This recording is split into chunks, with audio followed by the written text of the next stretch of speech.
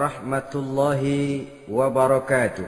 Waalaikumsalam warahmatullahi wabarakatuh. Bismillahi walhamdulillah.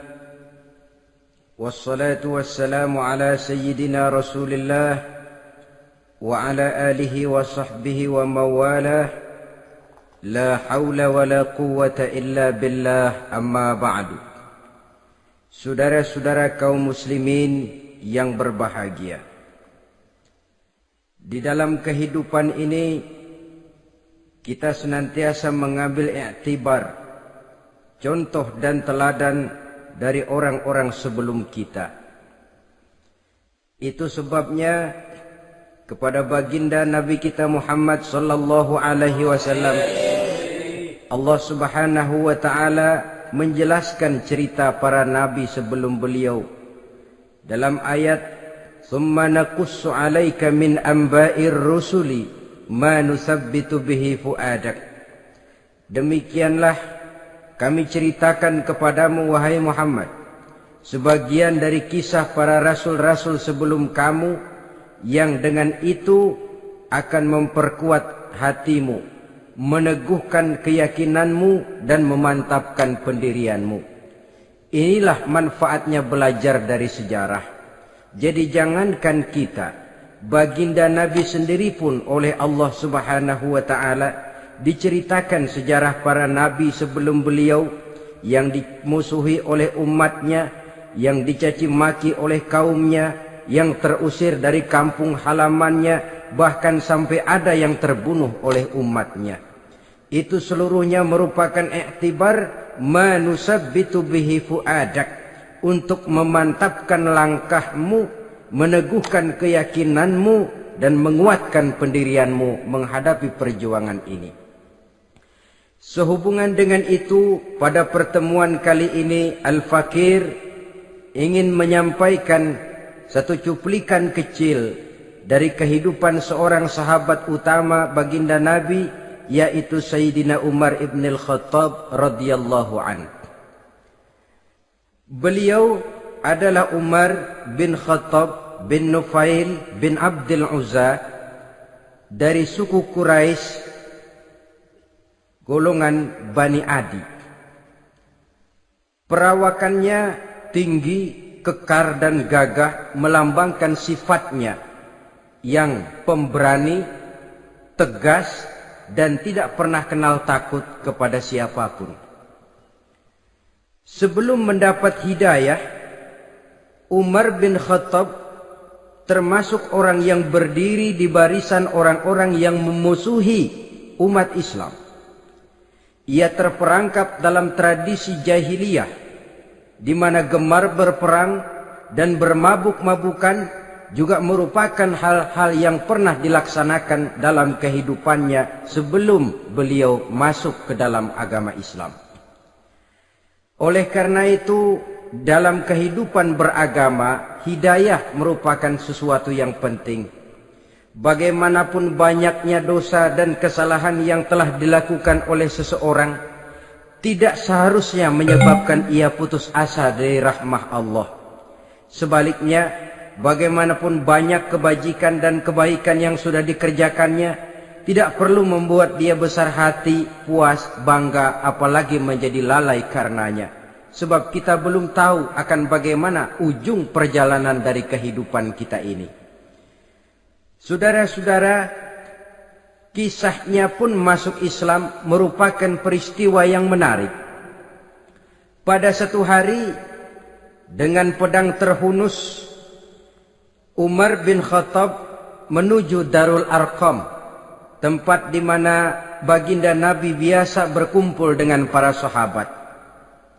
Melihat mukanya yang beringas, matanya yang nanar, orang sudah menyangka dan mengerti ini tentu akan terjadi pembunuhan.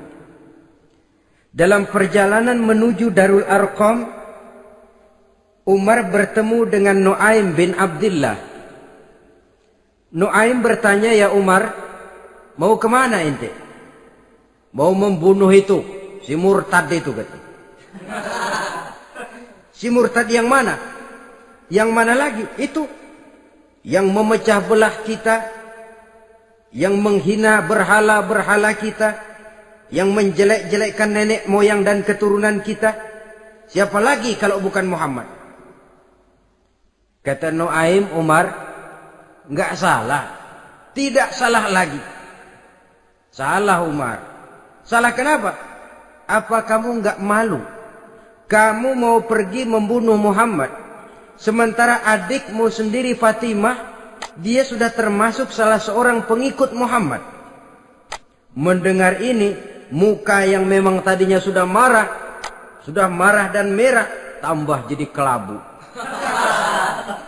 Bukan main mangkelnya Umar bin Khattab.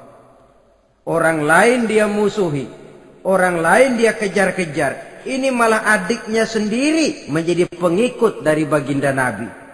Tidak jadi menuju Darul Arqam, dia berangkat ke rumah adiknya Fatimah. Adapun di rumah Fatimah sedang berkumpul Fatimah, suaminya Sa'id bin Zaid, dan seorang sahabat Habbab ibnul Arad. Mereka sedang membaca Quran. Waktu itu Quran belum lagi dijilid macam sekarang, jadi masih merupakan suhuf atau lembaran-lembaran tercecer saja. Ketuk pintu. Ya tentu tidak assalamualaikum karena dia belum Islam. Tok, tok, tok. Siapa di luar? Umar. Mendengar suaranya saja, ini sahabat yang namanya Habbab ibnul Arad sudah lari ke belakang pintu. Sambil komat kamit baca doa mohon diselamatkan oleh Allah. Adapun Fatimah yang sedang memegang suhuf, lembaran tulisan Quran itu, menyembunyikan suhuf itu di belakang bajunya. Umar masuk. Fatimah, saya bang. Apa benar berita yang saya dengar? Berita apa itu bang? Bahwa kau sudah masuk Islam. Bang, andai kata Muhammad memang benar, bagaimana? Sudahlah, jangan belit-belit. Jawab saja, kau masuk Islam benar atau tidak? Ya. Saudara hadirin, begitu dikatakan iya, tangannya langsung melayang, menampar muka adiknya ini, sehingga mengalir darah dari hidungnya. Suaminya Sa'id bin Zaid yang mencoba melindungi istrinya, dipegang lehernya, dibanting, diduduki dadanya. Oh ini jawara ini.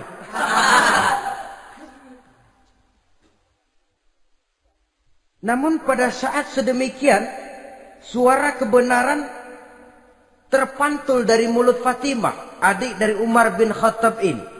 Umar, apakah engkau memukul orang yang bersaksi bahwa tidak ada Tuhan melainkan Allah dan Muhammad Rasulullah? Apakah engkau menganiaya seseorang yang terpanggil untuk mengikuti kebenaran? Manusia macam apa engkau, Umar?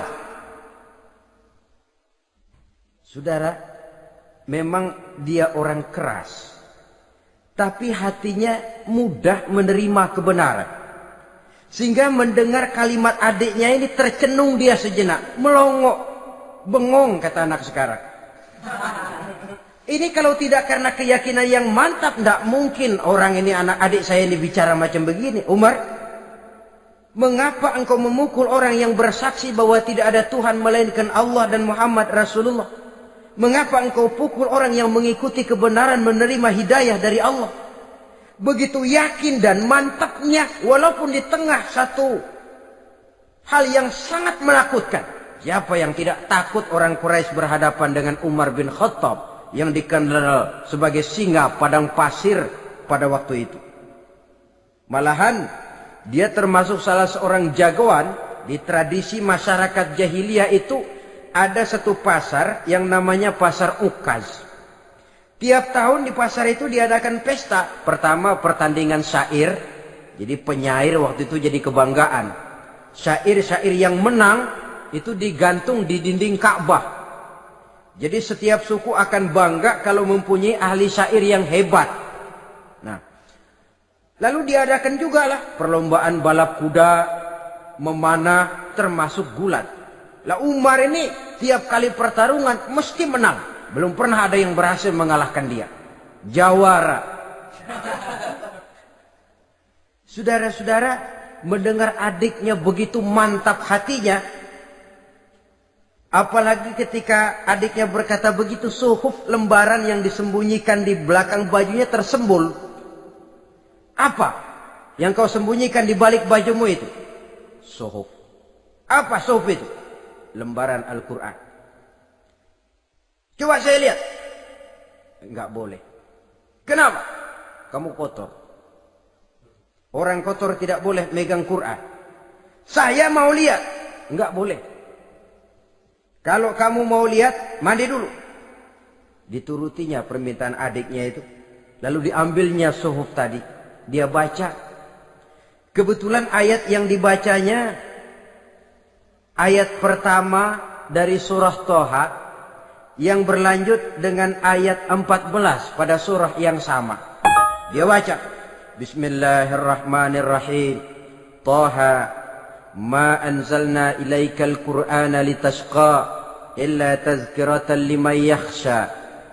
Taha, tidaklah aku turunkan Al-Quran ini untuk bikin sukar manusia, melainkan merupakan pengingat bagi orang-orang yang takut kepada Allah. Lalu pada ayat ke-14, Innani anallahu la ilaha illa ana fa'budni. Sesungguhnya akulah Allah, tidak ada Tuhan melainkan aku, maka hendaknya hanya kepadakulah kamu menyembah. Wa aqimis sholata li dzikri, dirikanlah salat untuk mengingat aku. Innas sa'ata atiyatun akadu ukhfiha litujza kullu nafsin ma tas'a. Sesungguhnya kiamat itu pasti akan datang, yang sengaja waktunya kami tidak beritahukan kepada kamu semua, untuk kami balas segala setiap orang tentang apa saja yang telah mereka lakukan dalam kehidupan di dunia ini. Setelah membaca ayat ini, gemetar tangannya. Ah, ini sih nggak main-main ini. Ini belum pernah saya baca ajaran semacam ini. Tidak patut orang yang mempunyai kitab suci semacam ini dimusuhi. Ini sesuatu yang benar, tergetar jiwanya. Hei, Fatimah, Muhammad di mana Muhammad? Saya tidak akan memberitahu kepada kamu. Di mana? Saya tidak akan memberitahu. Lebih baik kau bunuh saya kalau memang maksudmu mau mencelakakan Muhammad. Sama sekali saya tidak akan mencelakakan dia, Fatimah. Kasih tahu saja, di mana dia? Darul Arqam. Bergegas dia menuju Darul Arqam.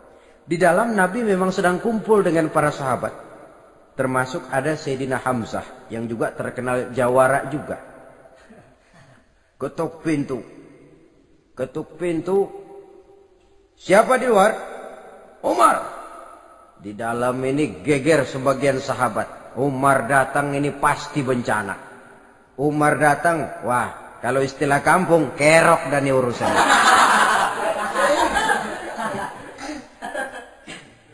Tapi baginda Nabi menenangkan mereka. Tenang, mudah-mudahan ada hikmahnya. Sayyidina Hamzah tampil, bukakan dia pintu. Kalau niatnya baik, kita terima. Kalau niatnya tidak baik, saya paling depan. Dibukakan pintu.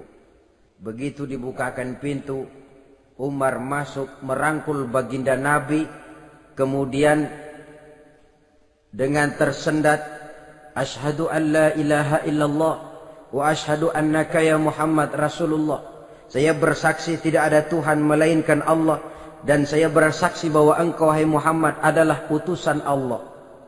Sahabat takbir semua, Allahu Akbar, Allahu Akbar. Kegembiraan meliputi suasana ketika itu. Kenapa? Karena sebelumnya dikala Umar belum masuk Islam, dia merupakan ganjalan yang paling dikhawatirkan oleh umat Islam.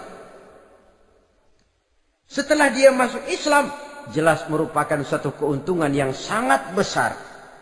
Dan dia tertarik kepada Islam bukan karena bujuk rayu orang, tidak karena diberikan harta, tidak karena diiming-iming oleh kedudukan tinggi, tapi karena kebenaran hidayah menembus hatinya melalui wasilah ayat dalam surah Thaha yang dibacanya melalui suhuf yang dipegang oleh adiknya tadi. Sejak saat itu berubah 180 derajat Umar bin Khattab radhiyallahu anhu. Tetapi tetap dengan sifatnya keras, tegas, dan tidak pernah kenal takut kepada siapapun. Cuma kalau sebelum Islam, dia kerasnya kepada Islam. Setelah dia masuk Islam, muter arah. Kepada siapapun yang memusuhi Islam, dia bersikap keras, tegas, dan tidak pernah kenal takut. Bahkan setelah beliau masuk Islam, satu hari ketika di Darul Arqam kumpul-kumpul, waktu itu Nabi belum berdakwah secara terbuka karena pengikut masih sedikit. Sayyidina Umar usul, "Ya Rasul, ada apa Umar? Alasna 'alal haq fi mamatina wa mahyana?" Ya Rasul, bukankah kita ini berdiri di atas sesuatu yang benar? Bukankah mati kita, hidup kita untuk melaksanakan sesuatu yang benar? Bala ya Umar, betul Umar. Wallazi nafsi biyadih, innakum la'alal haq in muttum wa in huyitum. Demi Allah Umar, kata Nabi, sesungguhnya kamu dan kita semua berdiri di atas kebenaran, hidup ataupun mati. Setelah mendapat jawaban begini, Umar masuk kepada tujuan pembicaraannya. Izan ya Rasul, fa fimal ihtifa. Kalau memang begitu ya Rasul, kalau memang kita yakin kita berdiri di atas kebenaran, kita hidup karena kebenaran, kita mati pun memperjuangkan kebenaran, fa fimal ihtifa. Kenapa mesti ngumpet-ngumpet? Kenapa harus sembunyi-sembunyi? Wallazi ba'asaka bil haqq, demi Allah ya Rasul, la takhrujanna wa la nakhrujanna ma'ak. Tuhan harus keluar menyampaikan Islam ini secara terbuka, dan kami akan mendampingi Tuhan dengan segenap jiwa dan raga. Sekali masuk Islam gak tanggung-tanggung. Yang kayak begini ini yang kita perlukan sekarang ini. Begitu masuk Islam gak tanggung seluruhnya, jiwa dan raganya masuk Islam. Beliau yang pertama kali mengajukan ide, kenapa harus dakwah sembunyi ya Rasul? Wong kita berdiri di atas kebenaran, memperjuangkan sesuatu yang hak. Kalau kita mati, kita pun mati membela kebenaran. Kenapa mesti fafimal ikhtifa? Kenapa harus sembunyi-sembunyi? Mulai sekarang mari keluar ya Rasul, saya akan dampingi Tuhan, nyawa taruhannya.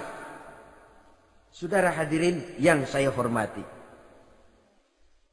selalu dia tempat-tempat yang pernah dia melaksanakan maksiat sebelum dia Islam, selalu dia kunjungi sampai dia berkata, tidak ada tempat yang pernah saya melakukan kesalahan sebelum saya Islam yang harus saya tutupi dengan kebajikan setelah saya Islam sekarang ini. Bahkan ada satu riwayat menjelaskan beliau itu yang tinggi badannya, kekar perawakannya, gemetar orang ngadepin dia. Tapi beliau sendiri sangat mudah gemetar kalau sudah mendengar ayat-ayat Allah. Sehingga ada satu riwayat menjelaskan Sayyidina Umar itu setelah masuk Islam, kalau sholat kadang-kadang bila menoleh ke kanan beliau senyum, bila menoleh ke kiri beliau menangis berurai air mata. Ada orang bertanya, ya Umar, kenapa menengok ke kanan kau senyum, ke kiri kau menangis? Itulah kalau saya ingat jahilnya saya sebelum Islam. Adapun bila saya menoleh ke arah sebelah kanan saya tersenyum, teringat betapa dulu saya membuat berhala dari korma. Saya tumpuk-tumpuk, saya susun begitu.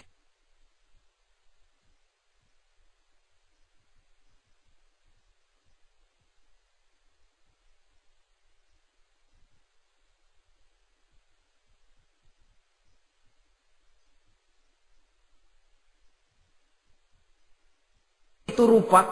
Setelah saya sembah, saya makan itu korma. Gagah betul saya waktu itu, sampai Tuhan pun saya makan. Adapun kalau saya menoleh ke kiri, teringat putri kesayangan saya yang terbawa oleh tradisi jahiliyah, takut menanggung aib, merasa malu mempunyai anak perempuan sampai dia terkubur hidup-hidup. Berurai air mata saya mengingat semua itu. Padahal Nabi sudah memberikan jaminan. Sebab saudara jangan lupa, orang kafir masuk Islam, dalam Islam itu dihitung dari bayi lagi. Dari nol, itulah untungnya. Jadi misalnya sudah 60 tahun, dari kecil sampai 60 tahun kafir. Umur 61 masuk Islam. Nah, sejak umur 61 itulah yang dihisab oleh Allah. 60 tahun ke bawah gratis bersih pemutihan. Istimewa betul. Tapi jangan lalu diniatin, gua kafir aja ah. Nanti sudah tua-tua mau giliran mati baru Islam. Nah, itu diniatin lain. Ini yang karena faktor hidayah, saudara-saudara.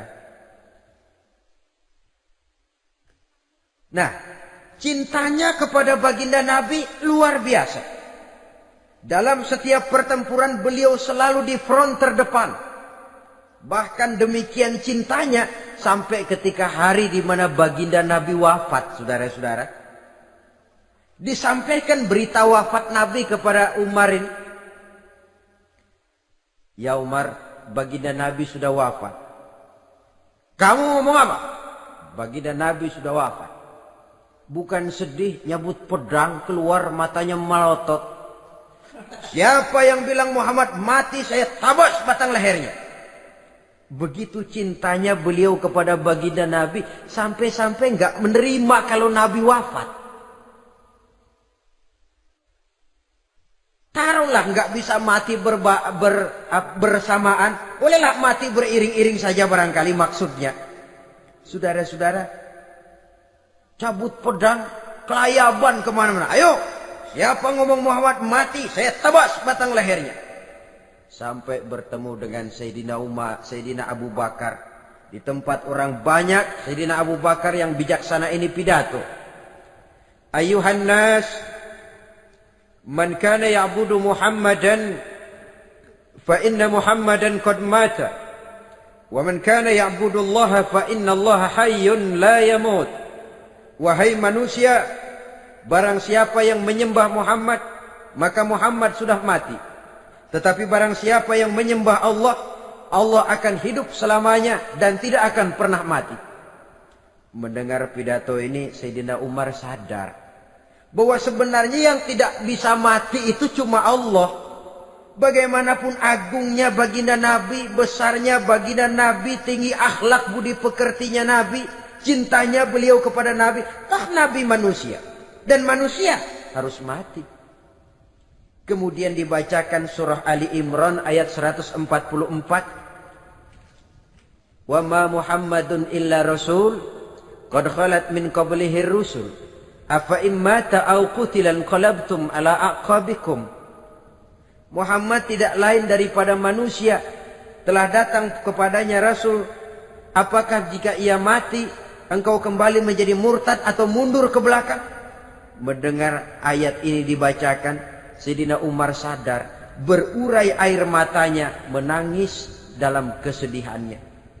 Ini cintanya yang demikian tinggi kepada baginda Rasulullah sallallahu alaihi wasallam. Begitulah seluruh kesalahan yang dia lakukan pada saat sebelum dia masuk Islam, berusaha dia tutupi dan dia tebus dengan segala kebaikan, pengabdian, perbuatan soleh setelah dia masuk Islam. Sehingga diajarkan oleh baginda Nabi, ittaqillaha haitsu ma kunta wa atbi'i sayyi'atal hasanata tamhuha wa khaliqin nasa bi khuluqin hasanin. Bertakwalah kamu kepada Allah, kata Nabi, dimanapun saja kamu berada. Jadi takwa tidak kenal tempat. Dimanapun saja kamu berada, bertakwalah kepada Allah. Di rumah takwa, di pasar takwa, di kantor takwa, di tengah orang banyak takwa, pada waktu sendirian takwa. Ittaqillaha haitsu ma kunta. Bertakwalah kau kepada Allah dimanapun saja kamu berada. Jangan takwa pakai tempat. Di masjid takwa, di kantor nyolong. Itu tidak haitsu makunta. Yang diajarkan oleh Nabi, dimanapun kamu berada, bertakwalah kepada Allah. Wa atbi'i sayyi'atal hasanah tamhuha, dan iringi perbuatanmu yang salah dengan kebaikan.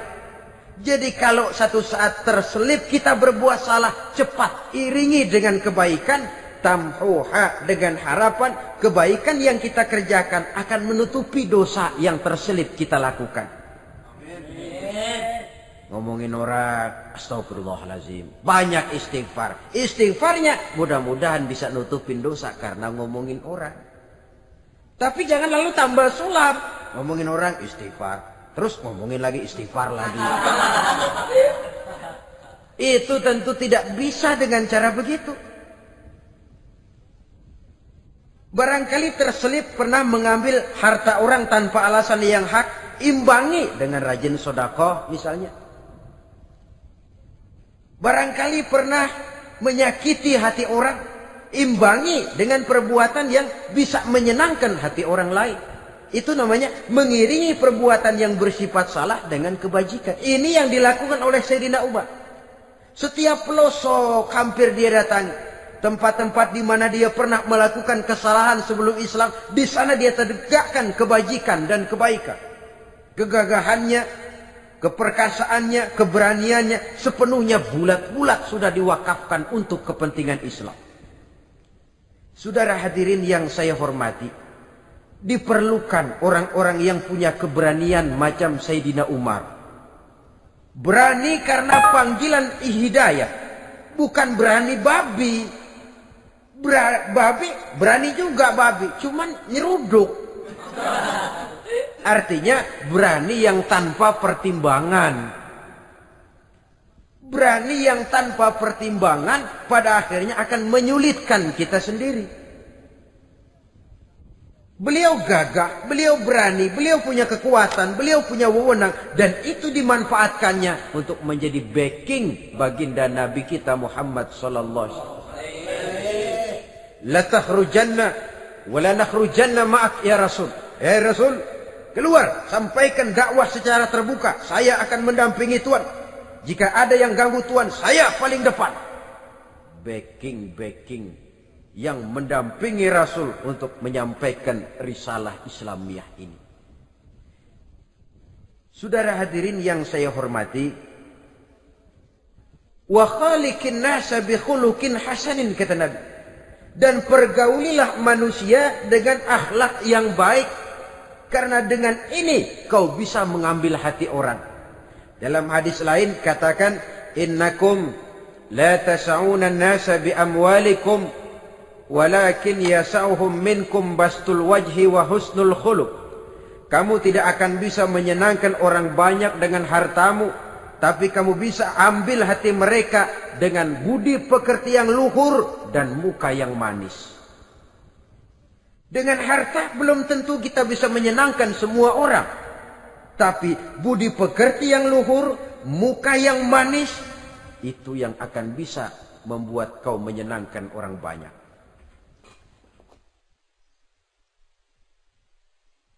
Setelah baginda Rasul wafat, pernah ketika berkumpul, Sayyidina Abu Bakar berkata kepada Sayyidina Umar, "Ya Umar, saya baiat kamu untuk menjadi khalifah." Jawab beliau, "Sayalah yang akan membaiat Tuan. Tapi Anda lebih utama dari saya Umar. Keutamaan saya akan saya berikan kepada Tuan untuk mendukung kekhalifahan Tuan." Di sini kelihatan wataknya yang tidak ambisius. Gagah, berani, perkasa, tapi tahu diri. Enggak nyelonong. Tidak menggunakan kekuasaannya, kegagahannya untuk maksud yang sewenang-wenang. Oleh karena itu setelah Sayyidina Abu Bakar wafat, beliau dilantik menjadi khalifah, keluarlah pidatonya yang terkenal. Ayuhan nas, inni qad wullitu alaikum walastu bi khairikum. Hai manusia, aku telah dipilih menjadi pemimpin kamu. padahal aku bukanlah orang yang terbaik di antara kamu. Kalau tidaklah karena aku melihat keutamaan, keteguhan yang dapat melindungi kalian, berat rasanya aku memikul amanah ini. Sebab apa? Alangkah beratnya menunggu datangnya perhitungan di akhirat nanti terhadap Umar. Ini yang jadi motifnya memegang jabatan khalifah. Sungguh berat bagi Umar menunggu datangnya saat perhitungan. Sehingga seolah-olah kalau bisalah jadi Umar bin Khattab saja, jangan jadi khalifah kalau bisa. Tapi moya umat sudah kadang memilih. Sehingga benar kalau dalam satu hadis Nabi pernah mengajarkan jangan memberikan satu jabatan kepada orang yang memintanya. Sebab orang kalau sudah minta jabatan, apalagi pakai jilat-jilat, pakai upeti-upeti, tentu ada tendensinya. Ada batu di balik udang. Kalau udang di balik batu kan mungkin nggak kelihatan, tapi kalau batu di balik udang kelihatan betul itu. Ada maunya, ambisinya. Jangan memberikan satu jabatan kepada orang yang memintanya. Seakan di batinnya Sayyidina Umar menyesali. Kenapa Umar nggak jadi Umar saja, kok mau jadi khalifah gitu. Alangkah berat perhitungan buat saya di akhirat nanti. Nah, setelah jadi khalifah, sebagai satu i'tibar, saya akan mencoba mengemukakan beberapa sifatnya yang menonjol untuk pelajaran buat kita semua. Pertama, sikapnya terhadap keluarganya setelah beliau menjadi khalifah. Kedudukan sebagai keluarga Umar bin Khattab bukan merupakan kedudukan istimewa. Itu ditanamkan betul kepada keluarganya. Jangan karena bapakmu khalifah, lalu mentang-mentang anak khalifah kau merasa dapat fasilitas, merasa bisa berbuat semau-maumu, kau harus punya tanggung jawab dan beban moral, memberikan contoh yang lebih baik kepada rakyat. Ini yang ditekankan kepada keluarganya. Kalau beliau mau mengeluarkan undang-undang, undang-undang itu lebih dahulu dibicarakan di tengah keluarganya, kumpul anak-anaknya, ini akan ada undang-undang begini. Siapa di antara kalian mau mentaati, persilakan, yang tidak pun persilakan. Tapi saya ingatkan, kalau ada dari keluarga Umar yang melanggar peraturan yang saya keluarkan ini, saya akan menghukumnya 2 kali lipat karena dia keluarga saya. Menghukumnya 2 kali lipat karena dia keluarga saya. Jadi bukan mentang-mentang anak babe, lalu kebal hukum. Tidak. Siapa yang di antara kalian melanggar peraturan ini, akan aku kenakan hukuman 2 kali lipat karena dia keluargaku. Nah, saudara hadirin yang saya hormati, lalu berwibawa, dijaga betul keluarganya.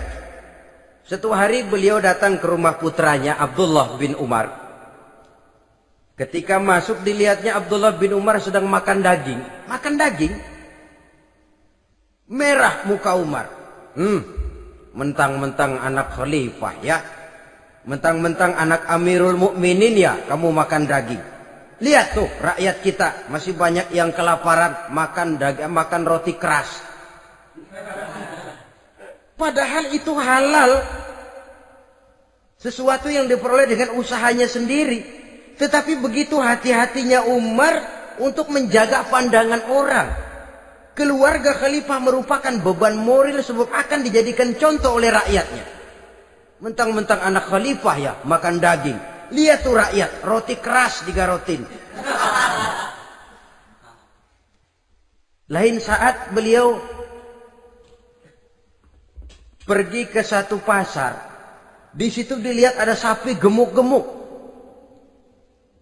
Tempat lain sapinya kurus-kurus. Tanya, ini yang gemuk-gemuk sapi siapa? Sapi Abdullah bin Umar. Sapi anaknya. Panggil Abdullah bin Umar, suruh sini. Datang anaknya itu. Abdullah bin Umar, bagaimana ceritanya sampai ini? Begini, Bapak. Dahulu itu dengan uang saya beli sapi kurus-kurus. Lalu saya rawat. Saya berikan upah orang untuk merawat sapi-sapi itu. Sampai sekarang dia menjadi gemuk. Akan saya jual dan keuntungannya tentu sesuatu yang halal. Subhanallah, kata Umar. Kau ini anak Amirul Mukminin. Jual sapimu. Ambil modalnya, untungnya, masukkan Baitul Mal untuk urus kepentingan orang Islam. Dia nggak mau anaknya terlibat bisnis, ndompleng kekuasaan ayahnya. Karena mentang-mentang anak khalifah lalu segala macam bisnis lancar. Orang takut karena apa? Anak babe.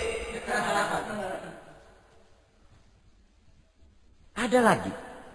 Pada waktu pembagian harta ghanimah, putri beliau yang namanya Hafsah, ini adalah istri baginda Nabi, meminta bagian. Kaum kerabat ayah, ini kerabat khalifah, kitalah dulu kerabat. Kalau kau kerabatku, maka jatahmu nanti dari ayahmu. Harta ini masih lebih banyak dibutuhkan oleh orang-orang Islam. Nanti belakangan, kalau ada sisanya. Belakangan kalau ada sisanya. La haula wala quwata illa billah.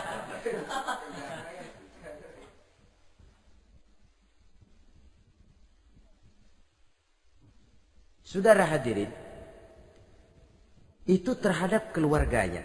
Kemudian apa sifat-sifat yang menonjol dari kepemimpinannya? Pertama, kesederhanaannya. Beliaulah satu-satunya khalifah, Amirul Mukminin, setingkat presiden kalau sekarang, yang punya jubah cuma 2 dan 1 pun punya anaknya. Tambelan lagi. Pernah sholat Jumat terlambat. Beliau naik mimbar untuk khutbah, sebelumnya minta maaf dulu. Saudara-saudara, maaf saya terlambat nungguin baju kering. Seorang khalifah nungguin baju kering. Sederhana dalam kehidupannya. Mari kita ambil satu cerita lagi. Pada waktu beliau jadi khalifah, yang diangkat jadi gubernur di Mesir adalah Amr bin As. Amr bin As hidupnya lebih mirip kaisar. Istananya besar, pakaiannya bagus-bagus. Nah, yang paling mengganggu pikiran Amr bin As, di sebelah istananya ini ada gubuk reot, kepunyaan orang Yahudi lagi. Ah, ini nggak pantas bener, masa di samping istana gubernur ada gubuk reot. Orang Yahudi lagi yang punya. Ini mesti, udah, bikin saja rencana, panggil dinas tata kota, bikin planning. Di sini mau dibangun masjid, proyek negara. Bikin gambarnya, susun anggarannya, tender. Saudara-saudara, si Yahudi yang punya gubuk reot dipanggil. Yahudi, ada apa, Pak? Kamu tahu nggak? Enggak. Iya, memang belum saya kasih tahu.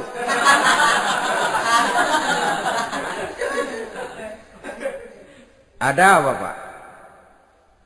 Itu kamu punya gubuk. Tahu? Kena proyek. Proyek apa, Pak? Kami mau bangun masjid besar di situ. Dan tidak sesuai ada gubuk reot di samping tempat gubernur. Jadi maksud Bapak, gubukmu, tanah-tanahnya mau saya bebaskan. Saya beli. Enggak mau, Pak. Saya enggak mau jual. Saya bayar 2 kali lipat. Enggak mau. 3 kali lipat. 6 kali lipat juga enggak mau, Pak. Saya dari muda peres keringat banting tulang cuma segitu-gitunya, Pak, tempat saya tinggal. Gubuk reot sama tanahnya sedikit. Makmur saya, Pak, cuma rumah sama sumur.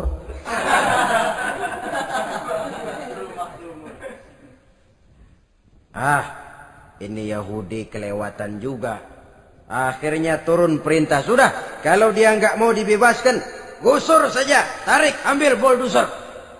Digusur. Yahudi ini berurai air matanya. Aduh, begini jadi rakyat kecil, udah jatuh ketiban ember lagi. Tapi pikir-pikir Amr bin As kan bukan yang paling atas. Dia kan cuma pejabat, masih ada atasannya lagi. Lapor lapor. Yahudi ini berangkat ke Madinah. Bayangkan dari Mesir ke Madinah. Jalan. Di sepanjang jalan dia berpikir membanding-banding. Kalau gubernurnya saja istananya begitu mewah, apalagi khalifahnya. Kalau gubernurnya galak main gusur, apalagi khalifahnya. Dan saya bukan orang Islam, apa dia lemin ngadu? Apa dapat tanggapan? Berangkat dia sambil harap-harap cemas. Sampai di pintu kota Madinah, dia temui orang lagi tidur di bawah pohon korma. Selamat siang, Pak. Ada apa? Pak. Apa? Mau lapor. Lapor apa? Bapak tahu Khalifah Umar bin Khattab? Tahu? Istananya di mana, Pak? Istananya di atas lumpur. Di atas lumpur. Di atas lumpur. Pengawalnya banyak, Pak. Banyak. Siapa, Pak? Yatim piatu, janda-janda tua, orang-orang miskin, orang-orang lemah, itu pengawalnya.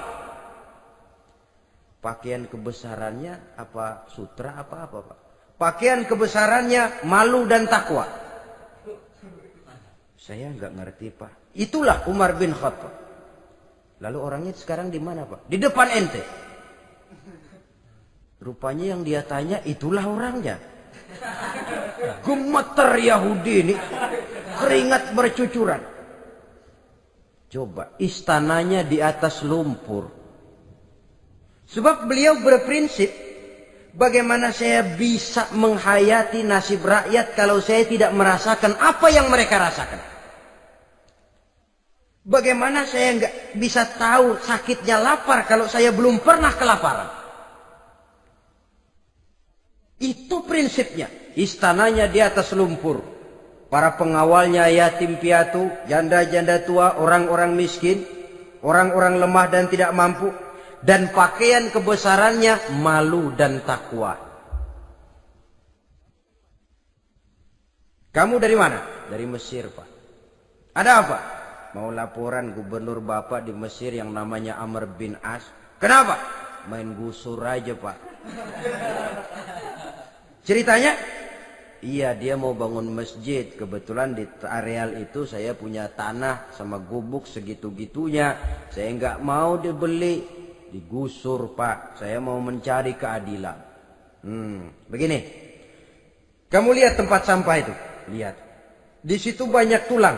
Coba kamu ambil kemari satu. Tulang unta, bawa sini. Bingung Yahudi. Pak, saya kemari mau cari keadilan. Kalau tulang mah di Mesir juga banyak, Pak. Sudahlah, pokoknya kau ambil saja tulang itu. Dicoker-coker, dapat, dikasih. Tulang itu digaris lurus oleh Sayyidina Umar dengan ujung pedang. Red. Nah, nih, kau bawa kepada Amr bin As. Makin bingung itu Yahudi. Suruh bawa tulang cuman digaris. Nanti saya ngomong apa, Pak? Sudahlah, kasih saja. Pulang dia. Sampai di Mesir. Tuan Gubernur, ada apa? Saya baru menghadap khalifah. Kemudian beliau sampaikan ini, dikasih tulang. Amr bin As ngelihat tulang ada goresan lurus dengan ujung pedang, gemetar. Badannya keluar keringat dingin. Panggil kepala proyek. Proyek batal. Masjid nggak jadi didiriin. Itu gubuk Yahudi diriin lagi. Ini Yahudi makin bengong.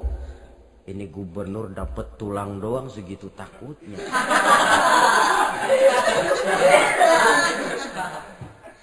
Ada apa sebenarnya, Tuan Gubernur? Kamu tahu? Ini nasihat pahit buat saya dari Amirul Mukminin Umar bin Khattab. Seolah-olah beliau bilang, "Hai Amr bin As, jangan mentang-mentang sedang berkuasa ya. Pada suatu saat kau akan jadi tulang-tulang kayak begini. Maka mumpung kamu masih hidup dan berkuasa, berlaku lurus dan adillah kamu seperti lurusnya garis di atas tulang ini. Red. Lurus, adil, jangan bengkok. Sebab kalau kamu bengkok, nanti aku yang luruskan pakai pedangku. Siapa yang nggak ngeper digituin? Sampai akhirnya apa? Kata si Yahudi, Pak, kalau begitu Islam adil ya. Adil. Kalau gitu biarin dah Pak, tanah saya. Mau kamu jual? Bukan saya jual Pak, saya kasih aja dah. Campur gubuk-gubuknya, ambil aja dah.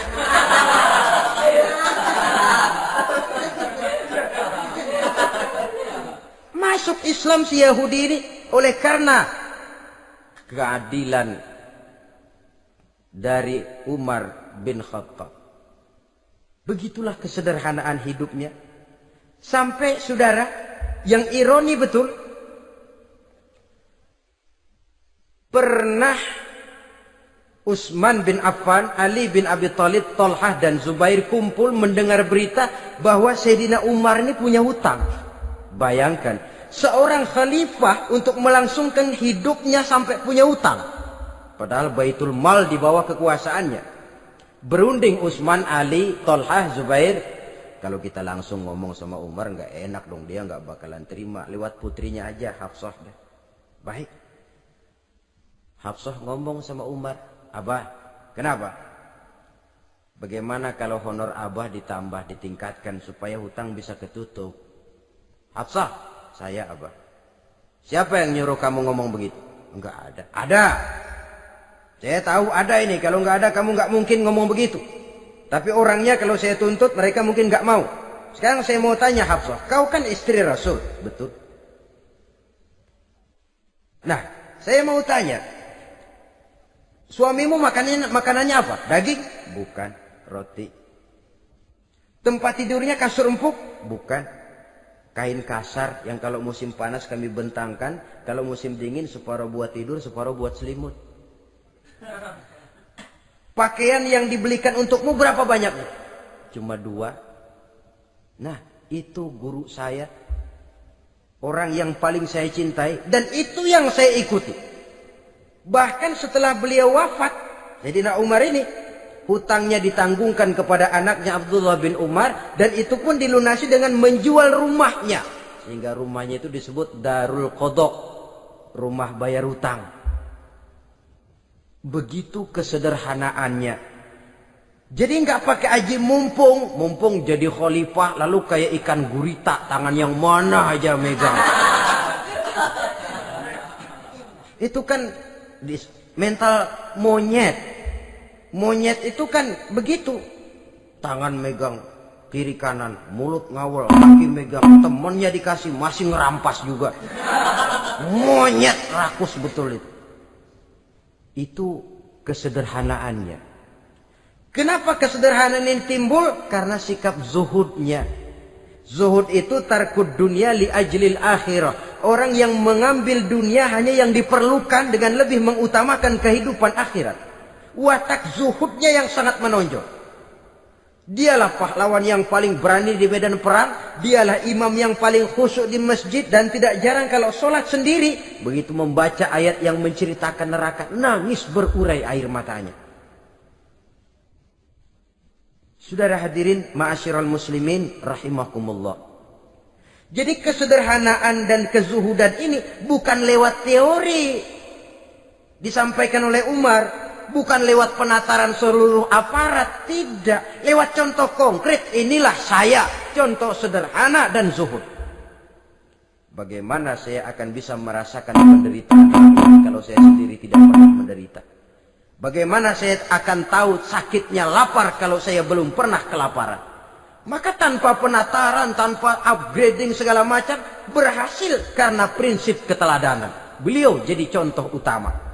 Dan sumber utamanya tentu tidak lain karena contoh dari baginda Nabi besar Muhammad sallallahu alaihi wasallam. 2, sederhana, yang kedua zuhud. Yang ketiga, sifat yang menonjol dari kekhalifahannya adalah adil.